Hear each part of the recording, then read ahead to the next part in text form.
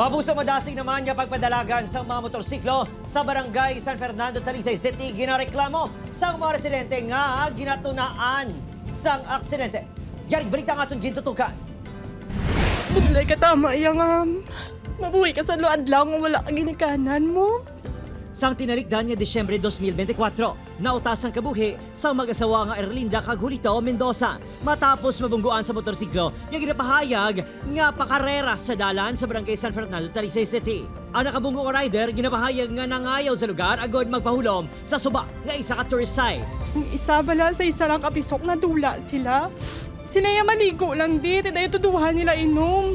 Tani bala kontrolon man nilang ila kaugalingon nga kung magpuli sila. Hindi man sila magpinagusto padlagan sa dalan kay ti kadamo balasang pwede mahalitan. Ginareklamo sa mga residenteng masami, madasig nga pagpadalagan sa salakyan sa mga nagabisita sa lugar nga nagaresulta sa disgrasya. Ay, nahinay gid sila diriya kay ti nang paubos nga daan na di bala ti nang hindi sila magpabutyog sa ilang mga motor sa lakyan. Ang kapangamuyo, sir, una-una. Tapos, alerto lang gid sir, kay highway, ginadiya mo. Mayara sa duha ka tanod nga nagapahanumdom sa mabisita apang hindi nila matatapan ilabi na subong nga summer nga madamo ang bisita. Naghinyo na sang bulig ang barangay sa LGU agud bilog nga adlaw nga may magbantay kag magsaway sa mga motorista. Butangan nila sa aga, igo pagka alas 12 off sila, ang gapasaway, alin naman niya alas 12, esta naman maghapon.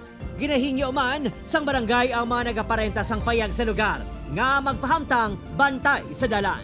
Yang ilang negosyo, actually, huwag ginata na lisensya, kung ginata, illegal ginada. Kung panindugan ko pagkakapital ko, pirdigid sila.